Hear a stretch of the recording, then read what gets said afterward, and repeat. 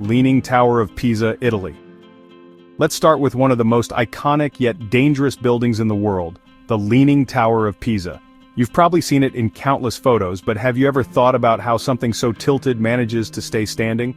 Originally constructed between the 12th and 14th centuries, this 56-meter-tall bell tower began leaning almost immediately after construction began due to soft, unstable ground beneath.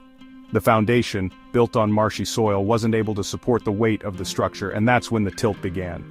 Over the years, efforts to stabilize the tower have been made, from inserting lead counterweights to drilling into the ground to relieve pressure. Yet, despite these extensive measures, the tower still has an undeniable slant. In fact, at one point, engineers feared it might collapse entirely.